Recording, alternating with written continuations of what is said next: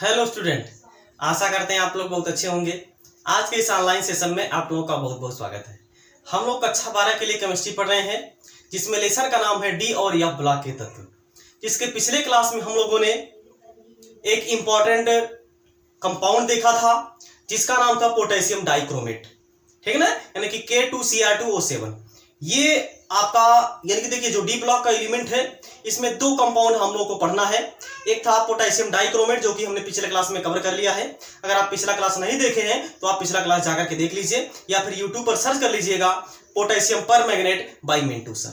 इसके बाद आज की क्लास में हम लोग अगला जो दूसरा जो इंपॉर्टेंट कंपाउंड है डी ब्लॉक के एलिमेंट का वो है पोटेशियम परमैंगनेट, जिसका फार्मूला होता है KMnO4, ठीक है ना। तो पोटेशियम परमैंगनेट जिसको लाल दवा भी बोला जाता है, लाल दवा का जो फार्मूला होता है वो क्या होता है KMnO4 होता है, जिसका रासायनिक नाम होता है पोटेशियम परमैंगनेट। आज की क्लास में हम लोग यही देखने वाले हैं, इसका क्या संरचना होता है, कैसे इसको बनाया जाता है, इसका भौतिक गुण क्या होता है, इसका रासायनिक गुण क्या होता है और इसका उपयोग क्या होता है, ये सब जो कि आज की क्लास में हम लोग देखने वाले हैं। तो चलिए पहले हम इसका आपको फार्मूला बता दें, इसके बाद इसका स्ट्रक्चर क्या होता है स्ट्रक्चर भी आपको बता दें, ताकि स्ट्रक्चर भी अगर पूछा जाए तो आप बड़े ही आसानी से उसको बड़े आसान भाषा में उसको एक्सप्लेन कर पाए, ठीक है। देखिए तो जो पोटेशियम परमैंगनेट है इसका जो फार्मूला होता है वो होता है KMnO4, ठीक है ना। पोटेशियम परमैंगनेट इसी को बोलते हैं KMnO4 यानी पोटेशियम परमैंगनेट। जब आप इसको पानी में डालते हैं KMnO4 को जब आप पानी में डालते हैं तो यह ब्रेक हो जाता है K+ और प्लस MnO4-, ये इस रूप में जो कि ब्रेक डाउन हो जाता है या इस रूप में जो कि टूट जाता है। अब इसके हमको अगर स्ट्रक्चर बनाना होगा तो कैसे इसके स्ट्रक्चर बनाएंगे। अब एक चीज हम आप यानी कि अब ये चीज आप यहाँ पे देखिए जैसे आपका एक है यहाँ पे Mn, एक यहाँ पे Mn है तो क्या हो जाएगा Mn हो जाएगा। अब पहले हमको ये पता होना चाहिए यहाँ पे Mn की ऑक्सीकरण संख्या कितनी होगी। यहाँ पे Mn की ऑक्सीकरण संख्या यहाँ पे अगर हम देखेंगे KMnO4 में तो Mn की ऑक्सीकरण संख्या कितनी आएगी। ऑक्सीकरण संख्या यहाँ पे कितने आ जाएगी 4 दूना के 8 में से घटाएंगे तो 7, यानी यहाँ पे जो मैग्नीज है यह 7 ऑक्सीडेशन स्टेट में है, मतलब यह 7 बॉन्ड का फॉर्मेशन किए हुए है मैग्नीज यहाँ पे, ठीक है ना। तो कैसे आप जानते हैं जो डी ब्लॉक के कुछ एलिमेंट होते हैं, जैसे आपका मैग्नीज ही है, आपका क्रोमियम है, मैग्नीज सबसे ज्यादा ऑक्सीडेशन स्टेट शो करता है, +7 तक ऑक्सीडेशन स्टेट शो कर देता है। कोई भी इसके सामने आता है बॉन्ड का फॉर्मेशन करने के लिए या उसको ना नहीं भेजता है या उसको ना नहीं करता है, दो भी बना सकता है, एक तो नहीं बनाता, 2 भी बना सकता है, 3 भी बना सकता है, 4, 5, 6 और 7 ये सब जो है कि ये बना लेता है, इतने बॉन्ड का ये फॉर्मेशन कर देता है। इसके बाद इसके पहले जो हमने पढ़ा था क्रोमियम जो होता है ये +6 तक ऑक्सीडेशन स्टेट को शो करता है। कैसे क्या होता है अगर आपको नहीं पता है कि कौन सा कितना ऑक्सीडेशन स्टेट शो करता है तो यूट्यूब पर आप लोग सर्च कर लीजिए कि ऑक्सीडेशन यानी कि oxidation state by Mintu sir, उसको आप लोग देख लेंगे, आप लोग को क्लियर हो जाएगा कैसे कोई भी जो डी ब्लॉक का एलिमेंट होता है वो ऑक्सीडेशन स्टेट को शो करता है और कितने प्रकार के ऑक्सीडेशन स्टेट को शो करता है, ये सब जो कि हमने पिछले क्लास में कवर कर लिया है, ठीक है ना। आप उसको सर्च करके देख लीजिए। ये है आपका Mn, यहाँ पे आप +7 ऑक्सीडेशन स्टेट में है, मतलब कि यह 7 बॉन्ड का फॉर्मेशन किए हुए 7 ऑक्सीडेशन स्टेट में यह प्रेजेंट है। तो क्या हो जाएगा यहाँ पे डबल बॉन्ड के साथ यहाँ पे ऑक्सीजन जुड़ जाएगा और यहाँ भी डबल बॉन्ड के साथ ऑक्सीजन जुड़ जाएगा, यहाँ भी डबल बॉन्ड के साथ ऑक्सीजन जुड़ जाएगा। देखिए कितना हो गया 2, 2, 4 और 2, 6, 2 यहाँ पे बॉन्ड का फॉर्मेशन हो गया Mn का, जो मैग्नीज है यहाँ पे 2 बॉन्ड का फॉर्मेशन किया, ठीक है ना। इसके बाद या फिर इसको हम लोग देखिए ऐसे भी लिख सकते हैं, ये डबल बॉन्ड अगर हम यहाँ पे दिखा दें, ये आपका ऑक्सीजन, एक ऑक्सीजन यहाँ, इस ऑक्सीजन पर कौन सा चार्ज होगा नेगेटिव का चार्ज होगा। देखिए 2, 2, 4, 2, 6 और एक यहाँ पे 7, Mn यहाँ पे 7 ऑक्सीडेशन स्टेट में है।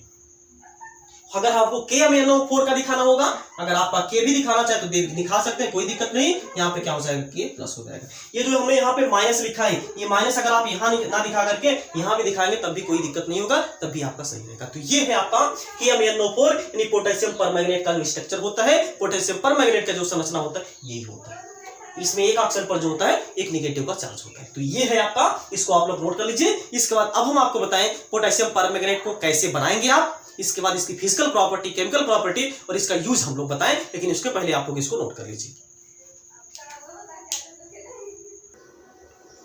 चलिए अब हम लोग इसको बनाने की विधि देख लेते हैं, ठीक है ना। इसका रिएक्शन क्या होता है, अगर आपको नोट्स भी बनाना है तो हम बोल दे रहे हैं, आप लोग नोट्स जो कि अपना कंप्लीट कर लीजिएगा। देखिए इसमें क्या होगा कि पाइरोलुसाइड, इसका नाम क्या है, MnO2 का नाम क्या है, पाइरोलुसाइड। ये मैग्नीज का एक अयस्क है, ठीक है ना, मैग्नीज का एक अयस्क है। क्या लिखेंगे इसको, पाइरोलुसाइड की अभिक्रिया पोटेशियम हाइड्रोक्साइड तथा ऑक्सीजन से कराने पर क्या बनता है, पोटेशियम मैग्नेट बनता है। ये 2 स्टेप में कंप्लीट होता है, यानी 2 स्टेप में इसका फॉर्मेशन होता है। पहले स्टेप में जो होता है ये पोटेशियम मैग्नेट का फॉर्मेशन होता है, यानी पोटेशियम मैग्नेट का निर्माण होता है। क्या है, फिर से एक बार देखिए, पाइरोलुसाइड लिया जाएगा, इसकी अभिक्रिया कराया जाएगा पोटेशियम हाइड्रोक्साइड और ऑक्सीजन से, तो क्या बन जाएगा, पोटेशियम मैग्नेट बन जाएगा। अब यही पोटेशियम मैग्नेट की अभिक्रिया देखिए, ये क्या है, K2MnO4 है, हमको केवल यहाँ पे एक के हटाना है, यानी KMnO4 लेके आना है। इसकी अभिक्रिया केवल हम लोग क्लोरीन से करवा देंगे, तो ये क्लोरीन जो होगा एक पोटेशियम लेकर के एक निकल जाएगा, आपका यहाँ पे क्या बन जाएगा, KMnO4 बन जाएगा, और प्लस यहाँ पे क्या बन जाएगा, KCl। ये आपका वही था पोटेशियम मैग्नेट, ये आपका क्या बन जाएगा, पोटेशियम परमैग्नेट बन जाएगा। क्या बन जाएगा, पोटेशियम परमैग्नेट बन जाएगा, ठीक है ना, क्या बन जाएगा, पोटेशियम परमैग्नेट, जो कि हमको बनाना था। ठीक, इसको आप लोग नोट कर लीजिए। इसके बाद हम इसके भौतिक गुण और रासायनिक गुण के बारे में चर्चा करें, नोट कर लीजिए।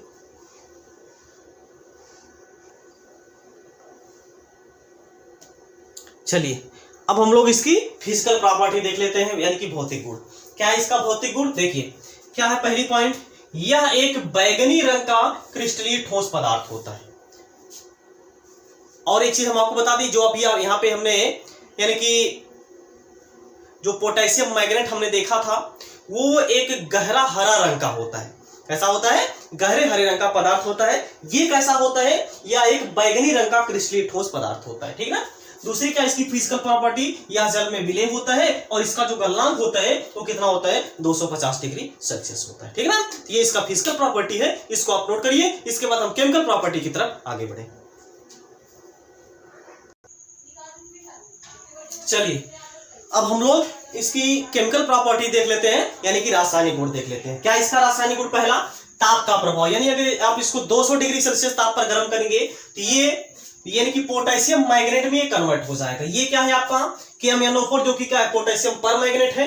इसको अगर आप गर्म कर देंगे 200 डिग्री सेल्सियस टेम्परेचर पर, तो ये आपका पोटेशियम पर यानी कि पोटेशियम मैग्नेट में कन्वर्ट हो जाएगा। और ये क्या है, MnO2, इसके पहले आपको बताया गया था पाइरोलुसाइड, ठीक है ना। ये क्या है आपका पाइरोलुसाइड है, ये आपका क्या है, पोटेशियम मैग्नेट है, ठीक है ना। चलिए इसके बाद दूसरा देखते हैं, क्षार से अभिक्रिया। इसकी अभिक्रिया अगर क्षार से कराया जाता है, आपका क्या बन जाता है, K2MnO4, जो कि क्या है, ये पोटेशियम मैग्नेट है, और आपका क्या बन जाता है, वाटर बन जाता है, और यहाँ पे क्या बन जाता है, ऑक्सीजन बन जाता है, ठीक। तीसरी इसकी जो केमिकल प्रॉपर्टी है वो क्या है, H2SO4 से अभिक्रिया, मतलब अम्ल से अभिक्रिया। अम्ल से, वो भी ठंडे अम्ल से अभिक्रिया आपको करवाना है, ठीक है ना। हाँ, अम्ल को यानी कि क्या करना है आपको, ठंडे अम्ल से अभिक्रिया आपको कराना है, यानी कि यहाँ पे क्या करना है, टेम्परेचर को ठंडे शांत सल्फ्यूरिक अम्ल से इसकी अभिक्रिया कराना है, टेम्परेचर आपको लो करना है, ठीक है ना। यहाँ पे हम लिख दे रहे हैं ये आपका ठंडा होगा, लेकिन ठंडे शांत सल्फ्यूरिक अम्ल के साथ इसकी अभिक्रिया करवाया जाएगा। क्या होगा, ये है पोटेशियम परमैग्नेट, ये है सल्फ्यूरिक अम्ल, इसकी जब अभिक्रिया करवा देंगे ये बन जाएगा Mn2O7, यानी क्या है, मैग्नीज हेप्टा ऑक्साइड इसको आप बोल सकते हैं, या फिर मैग्नीज ऑक्साइड इसको आप बोल सकते हैं, ठीक है ना। ये आपका क्या है, KHSO4 पोटेशियम बाइसल्फेट है, और ये आपका क्या, या फिर इसी को हम लोग पोटेशियम हाइड्रोजन सल्फेट भी बोल सकते हैं। इसके बाद ये आपका क्या है, वाटर है, ठीक है ना। इसको आप नोट कर लीजिए। और इसमें केमिकल प्रॉपर्टी है, इससे आप लोग का इतना ही काम, यानी कि इतने में काम हो जाएगा। क्योंकि देखिए अगर पूछा जाएगा इसमें तो लॉन्ग क्वेश्चन पूछा जाएगा, और लॉन्ग में आपका 3 से 4 केमिकल प्रॉपर्टी लिख देंगे, इसका फिजिकल प्रॉपर्टी लिख देंगे, यानी कि प्रिपरेशन मेथड लिख देंगे तो आपका चल जाएगा। इसको आप लोग नोट कर लीजिए। और अगर आपको इससे ज्यादा भी चाहिए तो हम आपको यानी कि आप बता दीजिएगा कमेंट बॉक्स में, हम इसको और ज्यादा इसकी केमिकल प्रॉपर्टी को करवा देंगे, लेकिन इतने में आप लोग का काम हो जाएगा, हम समझते हैं। इसीलिए अब हम इसका उपयोग पे चलते हैं, यानी इसका उपयोग क्या किया जाएगा, यानी इसका उपयोग कहाँ पे किया जाता है वो ज्यादा इंपॉर्टेंट होता है, इस पर हम लोग चलते हैं। लेकिन उसके पहले इसको आप लोग नोट कर लीजिए। चलिए अब हम लोग इसका उपयोग देख लेते हैं, ठीक है। देखिए इसका क्या उपयोग है। पहला उपयोग है, इसका उपयोग प्रयोगशाला में अभिकर्मक के रूप में किया जाता है। इसका उपयोग प्रयोगशाला में अभिकर्मक के रूप में किया जाता है। ये जो आपका पोटेशियम परमैग्नेट होता है एक प्रकार का ऑक्सीकारक होता है, मतलब जो दूसरे को क्या कर दे, ऑक्सीकृत कर दे, उसी को हम लोग क्या बोलते हैं, ऑक्सीकारक बोलते हैं। तो KMnO4 आपका जो पोटेशियम परमैग्नेट है ये भी ऑक्सीकारक के रूप में कार्य करता है, ये दूसरे को क्या कर देता है, ऑक्सीकृत कर देता है। तो इसका उपयोग हम लोग कहां पे करते हैं, प्रयोगशाला में अभिकर्मक में यानी के रूप में इसका उपयोग करते हैं, ठीक है। अगला है ऊनी सूत्री कपड़ों को विरंजन करने में भी इसका उपयोग किया जाता है, यानी ऊनी और सूती कपड़ों के विरंजन करने में भी हम लोग क्या करते हैं, पोटेशियम परमैंगनेट का यानी कि KMnO4 का उपयोग करते हैं। ठीक, अगला है जल को शुद्ध करने में भी इसका उपयोग किया जाता है। जैसे अब तो मान लीजिए तमाम प्रकार की मेडिसिन आ गई है तो वाटर को प्योरीफाई कर दिया जाता है, लेकिन पहले जब कुएं से पानी पिया जाता था तो कुएं में जो है कि ये लाल दवा के नाम से जाना जाता था, लाल दवा कुएं में डाला जाता था, क्योंकि पहले पानी जो है कि कुएं से ही निकाल करके पिया जाता था, तो बैक्टीरिया के जो रहती थी वो मर जाती थी, तो लाल दवा उस कुएं में डाल दिया जाता है। इसीलिए तो इसका उपयोग जो है पहले के जमाने में आपका जो यानी जल है उसको शुद्धिकरण में किया जाता है। अब भी हालांकि इसका उपयोग कहीं कहीं किया जाता है। तो ये है आपका इसका उपयोग जल को शुद्ध करने में किया जाता है। ये बैक्टीरिया को क्या कर देता है, किल कर देता है जो पानी में होता है। ठीक, अगला है कार्बनिक यौगिकों की संतृप्तता की पहचान करने में भी इसका उपयोग किया जाता है। मतलब कि जो कार्बनिक यौगिक होते हैं वो संतृप्त है कि असंतृप्त है, इसकी भी पहचान करने में हम लोग क्या करते हैं, ये जो आपका पोटेशियम परमैंगनेट है, लाल दवा जिसको बोलते हैं, इसका उपयोग जो कि किया जाता है। ठीक ना, तो ये आपका कंप्लीट हो गया पोटेशियम परमैंगनेट, इसको आप नोट कर लीजिए। इसके बाद हम वीडियो को यहीं पे समाप्त करेंगे। हो गया, ओके। आज की क्लास में बस इतना ही। अब हम लोग मिलते हैं नेक्स्ट क्लास में। तब तक आप लोग जहां भी रहिए स्वस्थ रहिए, मस्त रहिए और अपने माता पिता का ख्याल रखिए। जय हिंद, जय भारत।